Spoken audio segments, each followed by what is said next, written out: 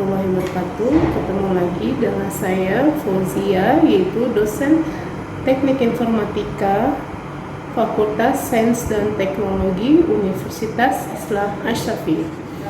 Dan ini saya akan menjelaskan yaitu mata kuliah interaksi manusia komputer dengan bobot SKS 3 SKS. Nah, interaksi manusia komputer adalah mengajarkan mahasiswa tentang bagaimana interaksi manusia komputer serta perannya dalam mewujudkan perangkat lunak yang tepat dan bermanfaat bagi user. Pokok bahasan interaksi manusia komputer adalah pengenalan interaksi manusia komputer, perancangan user interface, proses desain dan penggunaan klien, memahami fungsi bisnis, memiliki peranan perangkat interaksi, dan yang tepat. Capaian pembelajaran interaksi manusia komputer adalah mahasiswa mampu memahami pemahaman tentang konsep dasar berkaitan aspek manusia dan komputer yang dapat mempengaruhi pengembangan sistem yang interaktif. Metode pembelajaran yaitu menggunakan metode delivery, yaitu ceramah, materi umpan balik feedback, materi yang saya sampaikan yaitu problem based learning PBL. Materi yang disampaikan memberikan tugas latihan kepada mahasiswa, pemasalahan isu yang terjadi. Metode ini menggunakan metode hybrid, yaitu blended learning. Yang media yang digunakan adalah blended learning, yaitu media yang digunakan adalah LMS Google Classroom, media lain yaitu WhatsApp, YouTube, dan Telegram, yaitu membawa wawasan mahasiswa materi yang akan disampaikan. Era keterbukaan informasi menambah wawasan materi yang disampaikan. Contoh pengertian penjelasan interaksi manusia berikut ini terangkum dalam RPS. Mari kita dengarkan video yang saya jelaskan secara daring menggunakan metode daring secara Zoom. Dipersilakan.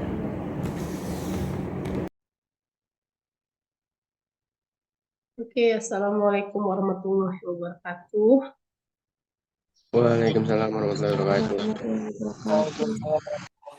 Oke, sekarang kita akan memulai perkuliahan interaksi manusia dan komputer ya. Di pertemuan ini, Ibu akan membahas materi tentang interaksi manusia dan komputer. Nanti sekalian pembelajaran materi yang akan kita bahas sampai menjelang UAS ya. Kita akan mereview lagi. Oke, nanti Ibu akan share materi yang akan Ibu sampaikan.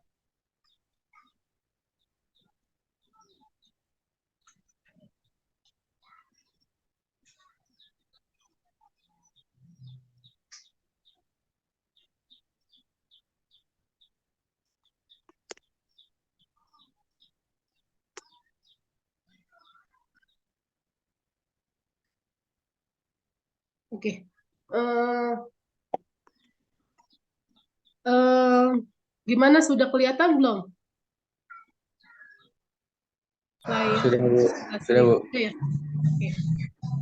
Sebelum kita memulai pertemuan ini, kita awali dengan membaca hamdalah. Dengan memulai dengan baca Bismillahirrahmanirrahim.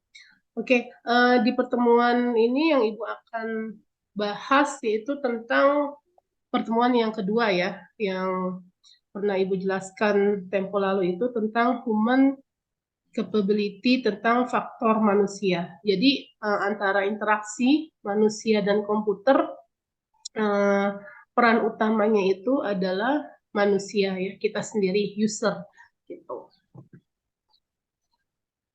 Nah, kita akan membahas lagi lebih dalam tentang lebih dekat lagi IMK ya, interaksi manusia dan komputer.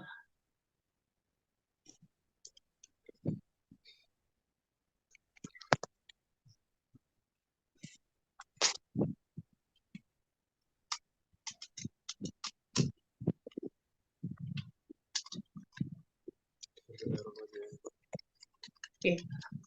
Interaksi manusia dan komputer itu seterusnya disingkat dengan IMK ya, interaksi manusia dan komputer. Yaitu sebuah disiplin ilmu yang mempelajari perancangan implementasi dan evaluasi sistem komputer yang interaktif dan berbagai aspek. Nah, bidang-bidang IMK itu ada pendukung ilmunya ya. Itu ada ilmu komputer, elektronik, psikolog, perancangan grafis, tipografi, antropologi, sosiologi, ergonomik, logistik, dan perancangan industri.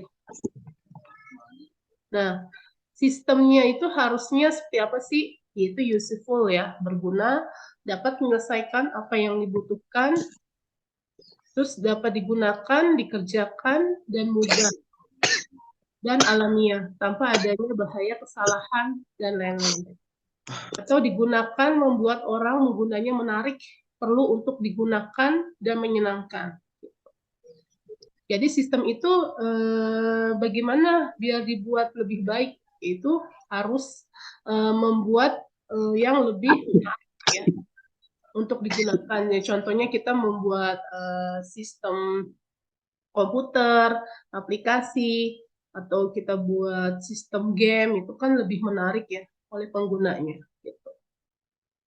Nah, terus perlu diingat lagi, kita misalnya kayak desainer yang akan dapat mengacu antara muka dan hal fungsionalitas dari sistem desain.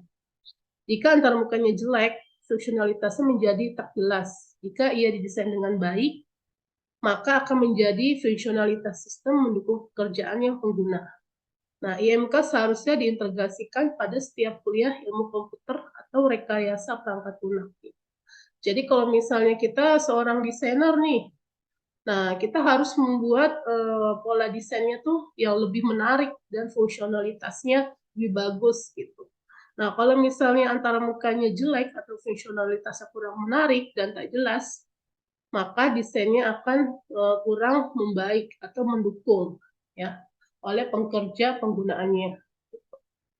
Jadi IMK seharusnya diintegrasikan pada setiap mata kuliah ilmu komputer atau rekayasa perangkat lunak. Jadi kalau misalnya di ilmu komputer ini IMK itu sangat berguna ya, karena kan kita berinteraksi dengan perangkat komputer ya kan. Jadi kita emang IMK itu sangat diintegrasikan pada mata kuliah ilmu komputer. Jadi tak ada yang namanya proses kali jadi. Jadi proses itu pasti ada pengguna dan sistem dan aplikasinya. Jadi nggak bisa bim salah bim langsung jadi ya. Jadi ada prosesnya. Harus membuat desain dulu, terus prosesnya sampai nanti hasilnya menjadi baik gitu. Nah, berpikirlah seperti pengguna. Coba itu lebih dulu. Libatkanlah pengguna. Nah, contohnya seperti ini ya. Jadi misalnya sebelum konsultan nih, sebuah user. Jadi, saya minta dong angkanya itu, misalnya contohnya ya. Saya minta angkanya itu 13672. Gitu. Nah, terus sesudah itu konsultan meminta hasilnya itu 1472. Gitu. Nah, bagaimana nih? dari proses 13672 ya hasilnya 1472. Nah, berarti kita kan harus menjumlahkan atau mengurangkan hasil ini kan. Nah, itu sebuah proses ya. Berarti kita harus membuat sistem kalkulator atau sistem perhitungan dalam interaksi manusia dan komputer. Gitu. Kan kita kalau berbahasa dengan mesin atau komputer, kita nggak bisa ngomong seperti interaksi manusia dengan manusia ya. Kita harus membuat prosesnya dulu, ngedesain, baru hasil sistem yang akan kita dapatkan. Seperti contoh ini ya, yang Ibu gambarkan di contoh perhitungan kalkulator. Bu, maaf Bu, itu ya. Kok PPT-nya di saya belum kebuka Bu? Ya, kalau yang lain udah buka belum? Enggak Bu, nggak ada Bu. Oh, nggak ada ya? Di sini cuma gambar ini doang, apa? Gambar dokumen doang. Iya. Oh, gambar dokumen doang ya, tunggu ya. Kalau ini kelihatan nggak? Belum Bu. Belum Bu. Belum. Belum.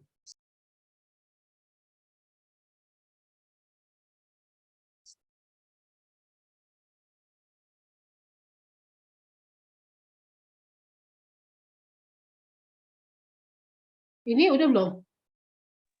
Udah Bu. Udah. Ya Bu. Oke, udah ya. Berarti dari pertama belum kelihatan ya? Belum Bu. Oke, belum, Bu. Ulangin lagi ya kalau gitu ya.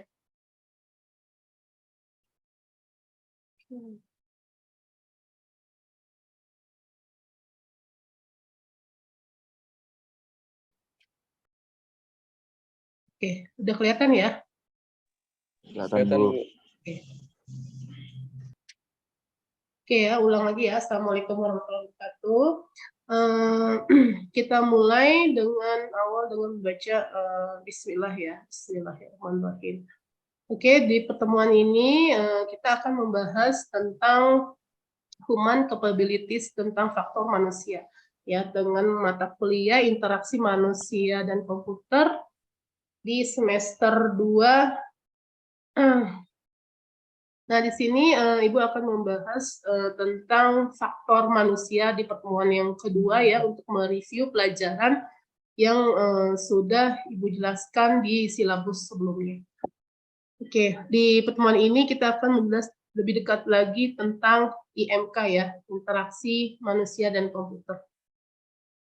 Nah, IMK itu singkatan dari interaksi manusia dan komputer. Nah, interaksi manusia dan komputer itu disingkat dengan IMK, yaitu sebuah disiplin ilmu yang mempelajari perancangan, implementasi, dan evaluasi sistem komputer yang interaktif dan berbagai aspek yang terkait.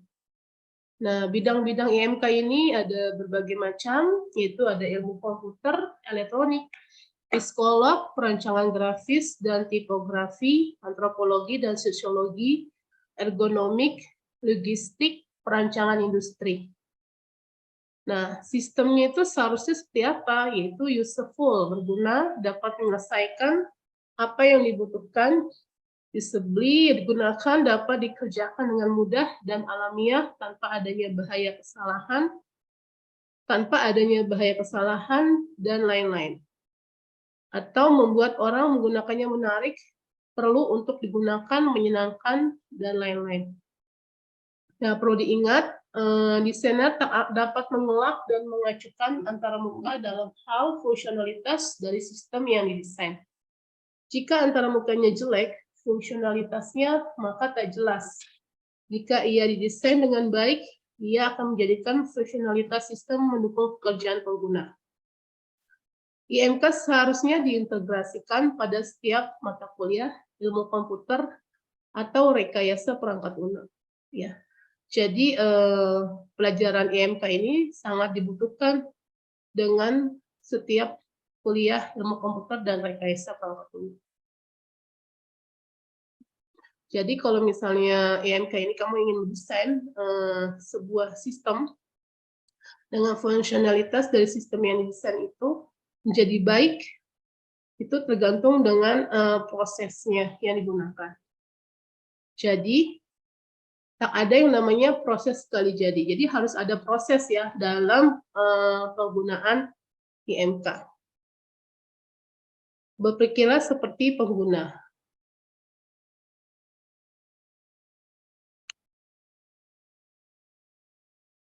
Nah, jadi contoh kalkulator seperti ini ya.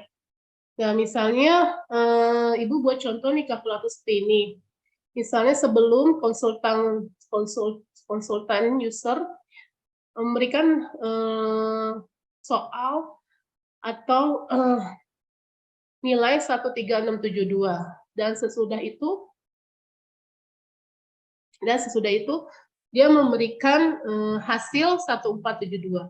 Nah, bagaimana nih hasil ini biar dapatkan nilai 1472. Nah, jadi kita perlu ada proses ya interaksi manusia dan komputer dengan membuat sebuah sistem kalkulator yang akan kita gunakan menjadikan hasil 1472 gitu. Jadi misalnya kita pengen berinteraksi dengan komputer gitu untuk menyelesaikan suatu masalah perhitungan, maka dibuatlah program kalkulator gitu. Misalnya kamu ingin memberikan hasil gambar pada sebuah desain. Nah, berarti kamu harus membuat aplikasi desain untuk menghasilkan gambar yang puas, yang bagus gitu. Yang tadi Ibu jelaskan yaitu seorang desainer ya. Nah, proses-proses yang akan dibuat itu strategi pengembangan antarmuka ya.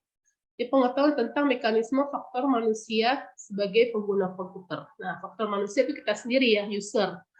Nah, terus yang berbagi informasi tentang ragam yaitu ada dialog, struktur, isi, waktu, grafis, dan kecepatan. Perancangannya juga tadi secara bersama atau teknik evaluasi yang baik. Jadi sebuah proses penggunaan sistem itu pasti ada evaluasinya ya. Apakah dia layak digunakan atau tidak, atau enggak prosesnya itu hasilnya baik atau hasilnya kurang baik.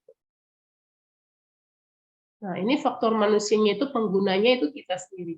Dan manusia itu sebagai elemen terpenting dalam interaksi manusia dan komputer, yaitu sebagai subjek sekaligus objek. Jadi kalau misalnya ada sistem nggak ada manusia nggak akan jadi gitu. Jadi misalnya ada program tapi nggak ada manusia untuk menjalankan program itu nggak akan jadi sebuah objek, ya, sebuah aplikasi atau enggak sebuah sistem.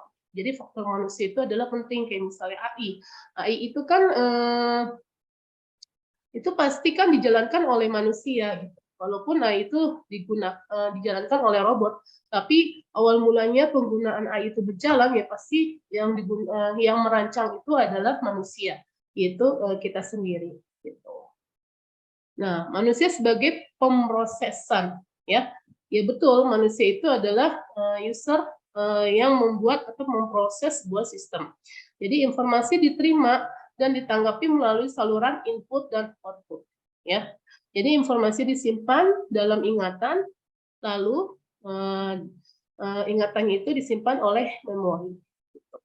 Nah, informasi ini diproses dan diaplikasikan dalam berbagai cara. Ya, kemampuan dari manusia dalam area ini atau informasi amat penting dalam mendesain dan berbeda antara satu orang lain dengan yang lainnya. Pasti berbeda ya, misalnya antara A dan B membuat suatu sistem atau membuat sistem informasi itu pasti akan berbeda. Nah, ini contohnya ya, faktor manusia dan komputer ya. Estimasinya, kalau manusia itu membuatkan suatu proses dengan estimasi dulu, kalau komputer itu kalkulasinya akurat ya. Contoh antara manusia dan komputer ya. Kalau misalnya komputer itu dia kan akurat ya, misalnya dia menghitung A sampai Z, ya udah setiap hari menghitung A sampai Z. Tapi kalau misalnya manusia menghitung A sampai Z, ya kadang-kadang misalnya A, B ngitungnya lambat, C ada capeknya, D gitu dengan waktu berapa detik, misal berapa menit, ada jedanya. Cuman kalau robot atau AI menghitung A sampai Z, misal dalam waktu ditentukan, dia langsung menghitung cepat A, B, C, D, F, G gitu, cepat, nggak ada nafas, nggak ada ngos-ngosan, nggak ada waktu untuk istirahat. Gitu. Bedanya manusia dan sistem komputer ya, atau enggak robot. Terus intonasinya juga, dedukasi logikanya juga sama. Kalau misalnya dia komputer, misalnya dia menghitung kalkulator, menghitung rumus-rumus hitungan kalkulator. Tapi kalau manusia, kadang-kadang perkalian aja lupa. Benar nggak? Misalnya perkalian yang zaman dulu atau pembagian atau rumus berapa persen yang kita ajarin zaman dulu SD, kita tanya lagi perkuliahan. Coba kamu hitung rumus segitiga, genjang-genjang. Pasti rumusnya lupa. Itu belajarnya SD gitu kan. SD itu yang manusia ada lupanya ya. Jadi kalau komputer emang udah dia membuat sistem komputer tentang perhitungan kalkulator, ya udah dia akan menyimpan semua apa yang diperintahkan di saat itu gitu ya. Kreativitasnya juga kalau manusia itu lebih tinggi gitu. Misalnya disuruh menghitung sekarang, besok bisa punya imajinasi lagi, misalnya dia bisa memberikan saran dalam perhitungan yang lebih berkembang, lebih baik, lebih inovatif gitu. Tapi kalau komputer nggak konsisten, disuruh ngitung tambah-tambahan terus dari A sampai Z, dia tambah-tambahan aja.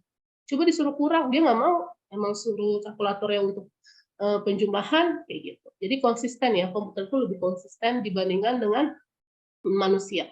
Ya kalau manusia itu ada adaptasi ya.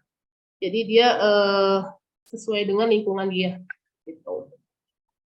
Terus berubah-ubah ya gitu manusia. Terus kesadarannya serempak kalau manusia nih. Kalau komputer nggak multitasking ya. Dia bisa mengerjakan berapa hal dalam berapa waktu. Ya. Kalau manusia enggak. Kalau manusia itu bisa tergantung mood ya, tergantung dengan situasi ya. Kalau lagi marah, kesel, sedih, dia kerjaannya kurang bagus. Tapi kalau komputer enggak, mau dia kerja dari pagi sampai malam, 24 jam, suruh ngitung aja, nggak ada kata-kata seperti sedih, apa moodnya naik, turun, nggak ada ya. Manusia juga ya pengolahannya abnormal, komputer pengolahannya rutin, manusia memorinya asosiatif, penyimpanan dan pemanggilannya kembali data. Kalau komputer, terus manusia itu pengenalannya pakai pola ya.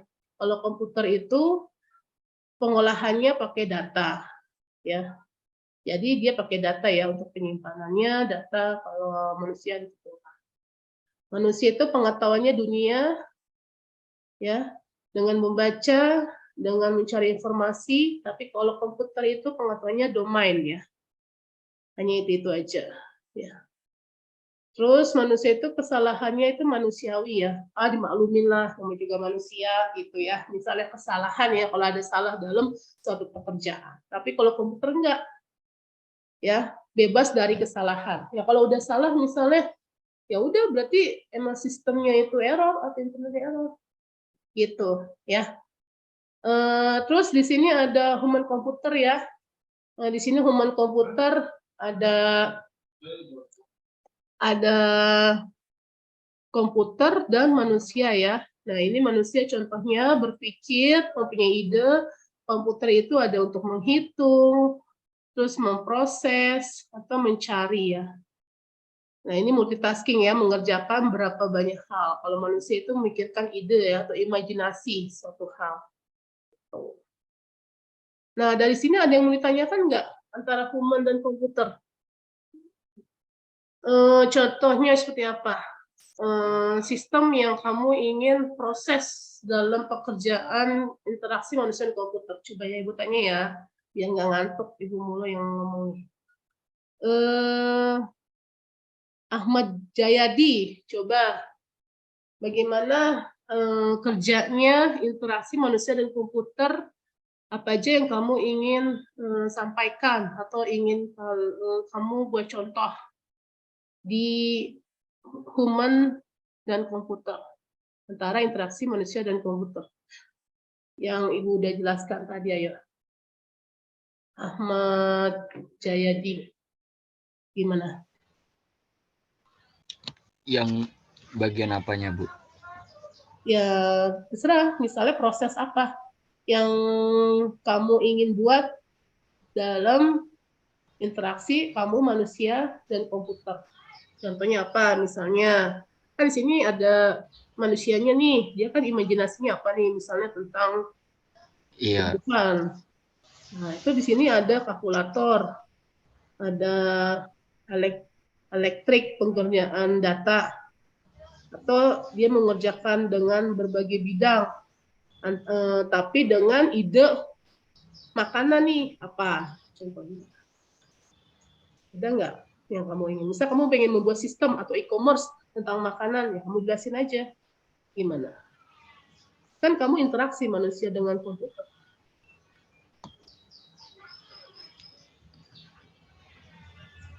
Atau ibu acak aja ya, yang udah mau memberikan contoh siapa selain Ahmad Jayadi?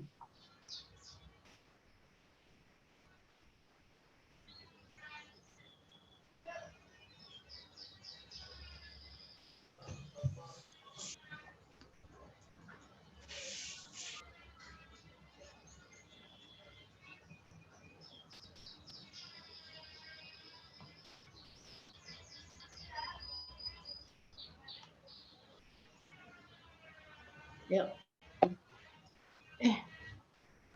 Ya, siapa yang memberikan contoh? Tadi kan ada ibu kasih contoh nih, manusia dan komputer. Cara kerjanya seperti apa? Kalau komputer, edukasinya logika. Kalau manusia, intuisi. Terus komputer multitasking, kesadaran serempak. Ini tentang pemikirannya ya. Nah, coba kalau ini gimana, yuk? Ayo berikan contoh. Kalau kalian udah bisa memahami, berarti kalian udah paham dengan pelajaran yang kita lakukan ya per semester ini ya. Materi di pertemuan kedua ini. Yang Ibu review ya pelajaran sebelumnya. Yuk.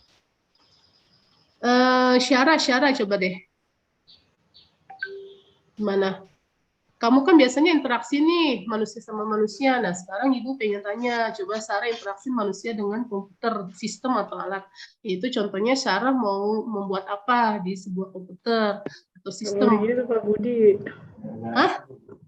Siapa yang mau jelaskan?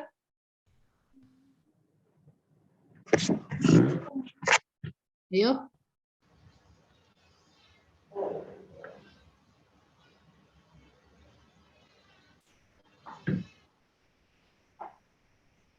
Ananda gimana?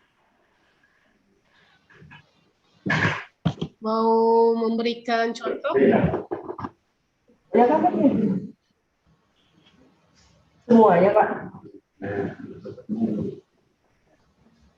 Atau Liska? Nomor 4 kirim ke Septi. 1.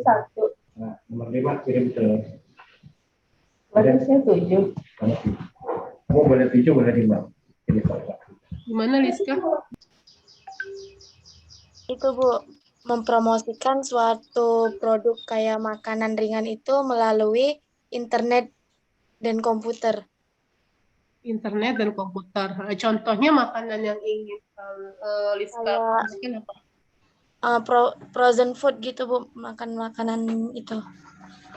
Kayak nugget, ya. Iya, bisa ya. Berarti Liska itu berinteraksi manusia dan komputer untuk mempromosikan sebuah makanan frozen food ya. Berupa tadi nugget gitu ya. Ya, Liska ya. Oke, Liska benar, good ya nilainya A untuk aktif ya dalam sesi pertanyaan. Selanjutnya yang memberikan contoh siapa lagi selain Liska? Ibu saya, Bu. Ya, Muhammad Arjuna, silakan.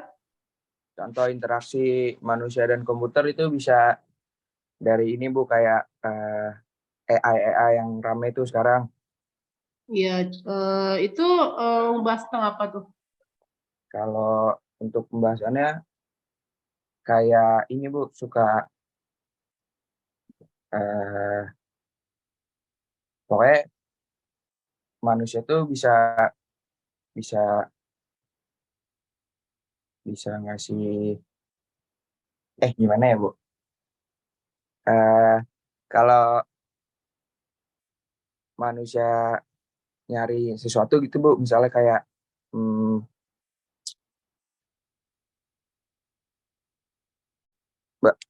Membantu pekerjaan manusia gitu. Contohnya membantu pekerjaan manusia dalam hal apa? mempermudah ini sih, Bu, biasanya kayak mau mengerjakan misal presentasi gitu, Bu. Hah? Biasanya kalau melalui AI kan langsung jadi tuh, Bu. Ya. Nah, itu sih contoh interaksi manusia dan komputer sih, Bu. Oke ya. Terima kasih Arjuna udah memberikan contoh interaksi manusia dan komputer. Oke, selanjutnya satu lagi ya untuk materi ini. Siapa? Namanya siapa? Farel, Bu. Farel, oke. Boleh Farel memberikan contoh apa? Komputer bisa jadi alarm buat manusia, Bu. Oke, komputer. Berarti kamu berinteraksi manusia dan komputer dengan mengingatkan waktu ya? Iya. Mengingatkan waktu. Berarti kamu bangunnya siang terus apa? Iya, Bu. Kalau ada kuliah pagi saya nggak bisa bangun pagi, Bu. Makanya pakai alarm. Oh gitu, oke. Berarti membantu mengingatkan waktu ya Iya. manusia. Oke, berarti membantu pekerjaan manusia juga. Oke, terima kasih Farel Arda. Sama, Bu. Oke, Ibu lanjutkan lagi ya materinya. Nah, ini faktor manusia terhadap hasil rancangannya ya. Ya, harus memahami kemampuan keterbatasan manusia ya, jelas ya. Terus manusia sangat kompleks dan tidak konsisten, ya, sulit diprediksi. Terus memahami bagaimana membuat sistem yang dapat diandalkan dan aman untuk digunakan manusia. Itu dapat dicapai dengan pelajari tentang aspek sosial dan aspek organisasional yang berpengaruh. Yang harus diperhatikan itu di sini juga antara keterbatasan manusia dengan informasi yang diterima dan direspon antara manusia dan saluran yang dimiliki, saluran masukan yang dimiliki oleh manusia itu berupa penglihatan, pendengaran, gerakan, dan juga informasi. Informasi tersimpan, diproses, diolah menjadi pemecahan masalah dan keterampilan manusia. Oke, di sini ada input dan output ya. Input proses dan output adalah keluaran ya, hasilnya. Nah, ini ya, visual manusia itu ada penglihatan secara normal, yaitu ada jarak, relatif, dan tekstur ya, atau ukuran.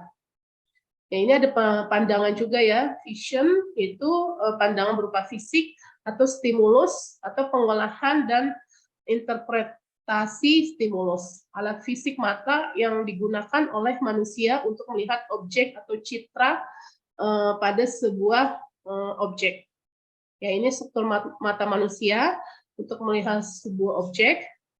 Nah, ini interpretasi sinyal, ukuran atau sudut pandang manusia.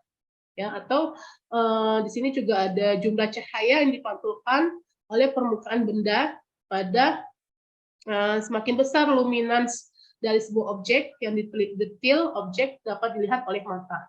Nah, ini ada kontras ya, untuk kontras cahaya yang dilihat oleh mata manusia. Ada faktor-faktor yang berpengaruh oleh penglihatan manusia itu dari kecerahan ya. Semakin kecerahannya semakin tinggi, luminasnya yang tinggi, akan berimplikasi pada kecerahan yang tinggi. Ya, ini ya, penglihatan atau kisi-kisi Hermann. Contohnya warna ya, itu ada gelombangnya, yaitu gelombang cahaya antara 400 sampai 700. Nah, ini ada warna retina manusia yang dilihat dalam penglihatan. Terus ini ada corak warna yang dihasilkan oleh manusia. Jadi kalau misalnya manusia buta warna itu berarti penglihatan objeknya kurang ya dari corak warnanya. Terus di sini ada kombinasi warna yang terbaik ya, putih, merah, hijau, hitam, biru, cyan, magenta, dan kuning. Ya. Terus nah, ini untuk color warna. Jadi kalau misalnya ada manusia yang matanya buta warna itu berarti dia nggak bisa membedakan warna antara warna merah, biru, hijau, kuning, ungu, dan tidak bisa membedakannya, hanya bulat saja. Tapi kalau sebuah objek itu dia bisa membedakan warna dengan yang kita sudah buat sistemnya. Nah, hal yang penting terkait warna ya. Di sini ada aspek-aspeknya. Ada aspek psikologis, aspek perseptual, aspek kognitif. Nah, ini ya proses visual ya antara manusia dan objek yang kita lihat ya. Dari sudut penglihatannya ya, 15 menit, detik busur, dan dalam keadaan penglihatan yang buruk dapat dinaikkan menjadi 21 menit detik busur. Nah, ini medan penglihatannya dari sudut dan faktornya. Nah, ini ada penglihatan binokuler, yaitu ya, di mana kedua mata mampu melihat sebuah objek dalam keadaan yang sama, atau penglihatan monokuler ke kiri. Jadi mata kiri digerakkan ke sudut paling kiri, atau penglihatan monokuler kanan, mata kanan melihat gerakan pada sudut paling kanan. Jadi kalau misalnya kamu melihat nih bola mata kamu bekerja dengan baik, kamu lihat nih benda taruh di sebelah kanan, bisa nggak bola mata kamu pindah ke kanan dengan objek yang kamu lihat? Kalau misalnya bisa, berarti bola mata kamu normal ya, seperti itu. Jadi nanti kita berinteraksi manusia dengan komputer, kita coba dulu diri kita itu usernya dengan keadaan sehat atau tidak gitu. Misalnya nggak buta warna, nggak maaf aja maksudnya nggak mendengar gitu. Misalnya nggak bisa mendengar atau nggak bisa berkomunikasi. Jadi kita membuat sistem atau project atau hasil sebuah sistem, jadi kita harus mengecek dulu nih diri kita sehat nggak, mata kita, pendengaran kita, penglihatan kita oke, bisa sehat, baru kita bisa membuat sistem yang lebih dari kita. Ini penglihatan yang tadi ya dikatakan normal. Nah, di sini ada rekomendasi mata sehat ya, kedua mata kita seperti apa. Nah, pendengaran dan suara ya, seperti apa. Terus di sini kita lihat lagi, manusia kebanyakan dapat mendeteksi suara kisar frekuensi 20 Hz sampai 15 sampai 20 Hz. Terus sentuhan dan gerakan, ya, sentuhan dan gerakan itu digunakan oleh tunanetra ya, misalnya ada tunanetra nih, sentuhan digunakan sebagai sarana interaksi bagi orang tunanetra selain dengan suara. Jika tidak tuli, maka sensitivitas sentuhan lebih baik dikatakan dengan aspek ergonomis dalam sebuah sistem. Gitu. Gerakan juga sama, misalnya dia kurang dengar nih, berarti cara berinteraksinya dengan sentuhan gitu, atau gerak. Nah, terus ini gerakan punya dua aspek ya, yaitu kecepatan dan keakuratan. Nah, ini otak memori ya. Otak manusia itu tadi ada memori ya, penyimpanannya dengan memori, beda dengan komputer ya. Ya. Itu otak manusia sangatlah penting untuk menyimpan informasi dan mengolah informasi ya. Terus ini dia bagian otak manusia, strukturnya ya. Frontal lobes, memori itu manusia ada dua, itu sensor memori itu ya, ada memori short term memory atau memori jangka panjang long term memory ya. Jangka pendek misalnya informasi, penyimpan informasi berukuran kecil yang tersedia, yaitu misalnya kapasitas memori diperkirakan 7 ditambah dikurangi atau 2-nya. Jadi misalnya kalian hanya bisa menyimpan memori berukuran kecil, misalnya cuma penjumlahan gitu, 7 tambah 2 berapa gitu ya. Terus menghitung penjumlahan atau memori jangka pendek.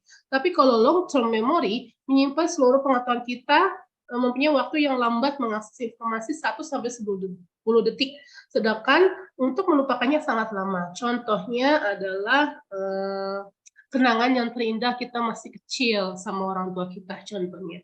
Long term memory menyimpan keseluruhan kita waktu yang sangat lama, tapi kita selalu ingat misalnya dari bayi kita dilahirkan sama ibu kita, dibesarkan seperti apa, kita tumbuh di keluarganya seperti apa, itu pasti disimpan dengan long term memory.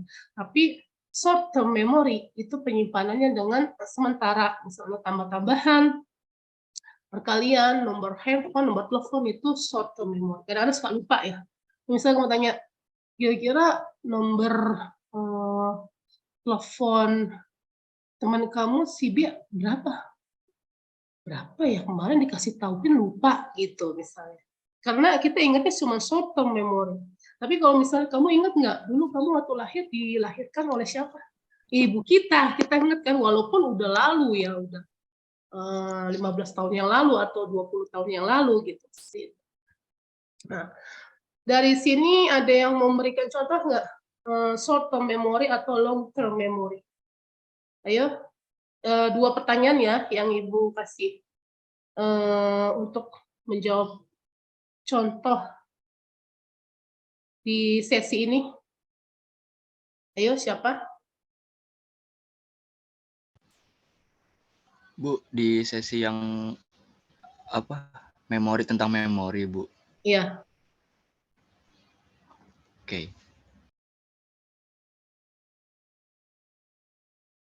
Ahmad Jayadi mau memberikan contoh. Belum, Bu. Oh, belum. Oke. Yang lain ayo. Syarah memberikan contoh nggak? Nah, ini biasa memori perempuan ini paling senang nih. Apalagi memori yang nggak bisa dilupakan, long term memory. Yang mantannya banyak tuh. Ya, yang kenangannya banyak sama keluarga, terus sama teman-teman. Kalau yang short memory tuh kayak mengingat nomor telepon seseorang gitu. Oke, kalau long term memory?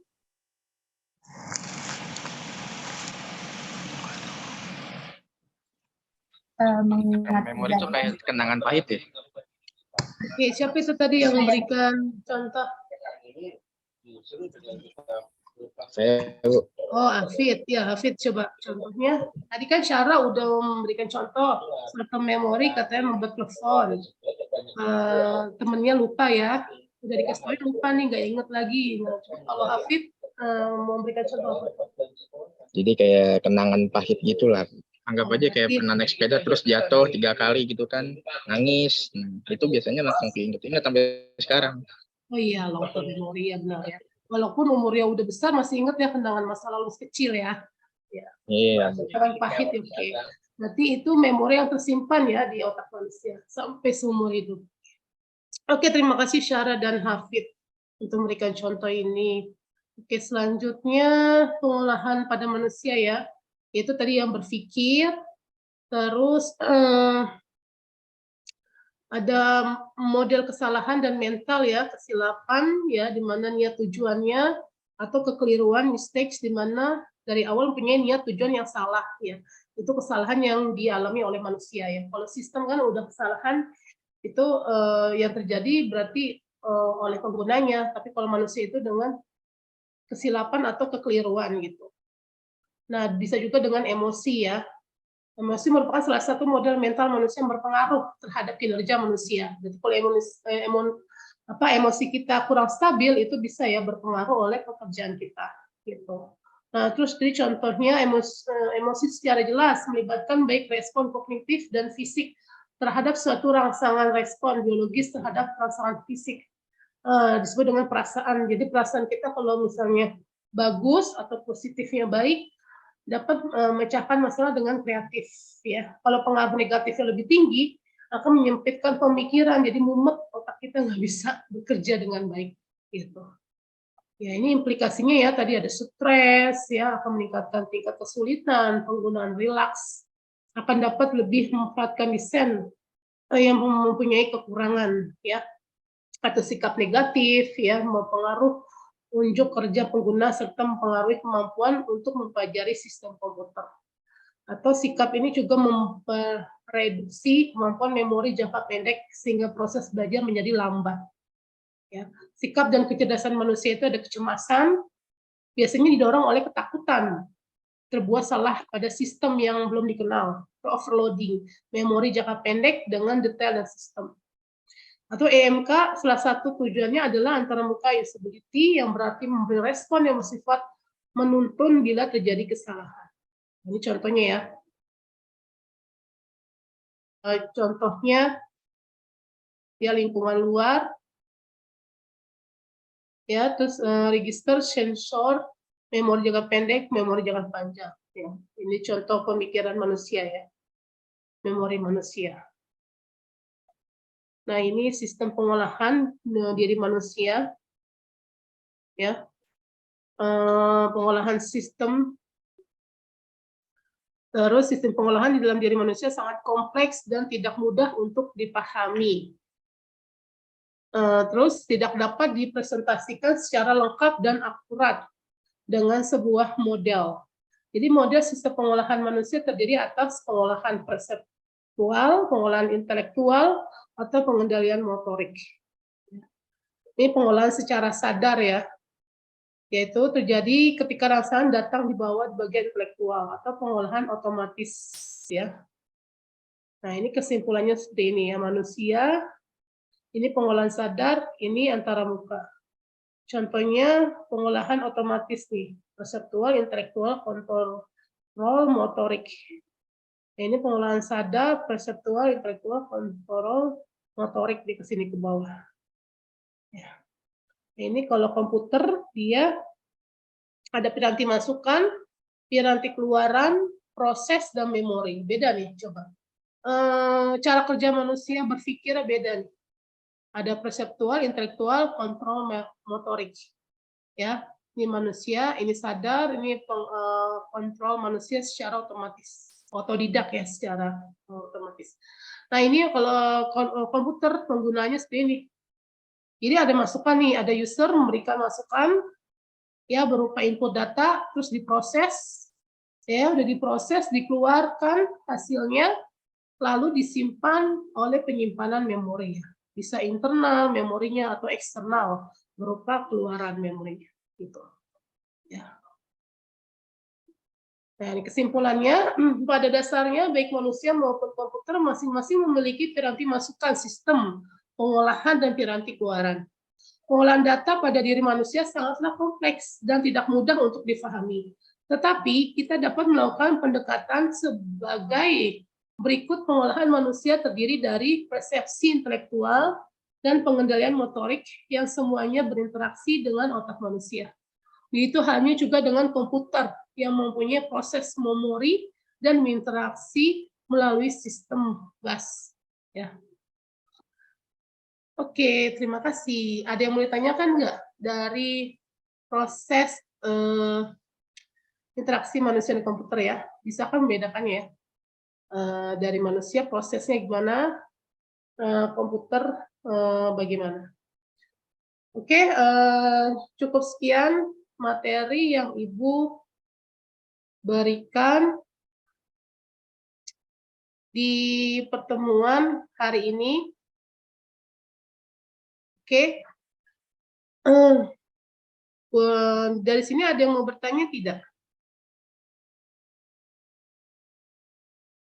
Kalau tidak ada yang bertanya, nanti Ibu lanjutkan di... Bu, saya mau nanya, Bu. Oke, silakan. Tentang yang buta warna itu, semisalkan buta warna jadi nggak bisa ngebikin itunya dong, Bu? Iya, buta warna berarti kondisi mata kita kurang bisa membedakan warna. Antara warna merah, misalnya contohnya merah dan biru. Bagaimana kita ingin membuat sebuah objek program atau aplikasi atau sistem pada komputer, penglihatan mata kita aja kurang baik gitu ya. Bagaimana kita membuat sistem yang lebih baik dari diri kita gitu, contohnya seperti itu. Makanya kita mengecek kondisi diri kita dulu nih.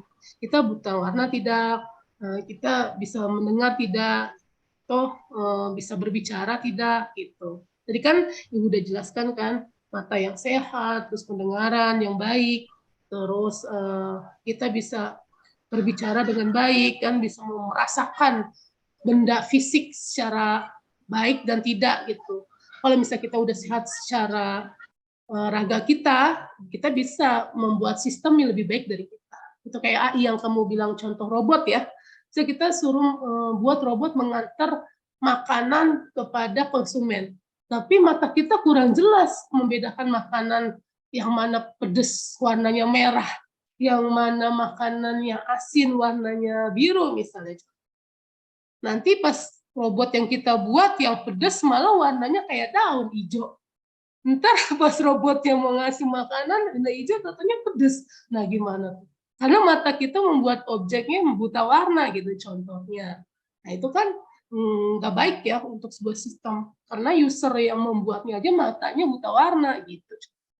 Makanya kalau misalnya untuk kerja di sebuah perusahaan instansi tentang AI atau yang lebih kompleks ya, lebih spesifik, biasa ada pengecekan kesehatan ya. Pernah nggak kalian dengar seperti itu? Pernah ya? Nah, cek buta warna gitu contohnya ya. Pernah ya? Nah, itu untuk memastikan diri kita sehat atau tidak. Gitu. Oke, seperti itu ya. Ahmad Jayandi ya. Oke, jadi di off nih Ahmad Jayandi. Itunya suaranya di mute. Iya, Bu. Ya. Jadi Saya ntar nganggu. Ahmad Jayandi dicek dulu nih. Kira-kira matanya normal nggak atau melihat benda bola matanya bola mata sehat nggak, melihat benda misal taruh objek sebelah kanan bisa bola mata ke kanan, taruh kiri bisa ke kiri ke depan, nah itu berarti sehat gitu ya. Kalau misalnya Iya, Bu. bola matanya objek taruh di kanan ke kiri, nah itu berarti matanya kurang sehat ya, harus dicek Jereng. ke dokter mata sih. Atau misalnya mau yang matanya rabun jauh, kayak ibu nih misalnya nggak bisa melihat objek yang terlalu jauh, nah itu bisa menggunakan kacamata untuk membantu penglihatan seperti itu. Itu boleh sih kalau misalnya dalam membuat program atau aplikasi bisa ya. Cuman kalau misalnya kayak buta warna kayaknya agak sulit ya, soalnya kan warna komputer kan biasanya warna semua itu, harus membedakan itu agak sulit. Kalau kalau misalnya penglihatan rabun jauh masih bisa dibantu oleh kacamata. Ya. Oke, ada yang mau nanya lagi selain Ahmad Jayadi? Kalau misalnya nggak ada, Ibu tutup aja ya. Oke ya, cukup Iya, Bu. sekian dan terima kasih atas pertemuan kita. Semoga kita selalu dalam lindungan Allah Subhanahu wa Ta'ala. Amin. Amin. Jangan lupa kita tutup dengan alhamdulillah ya. Alhamdulillah.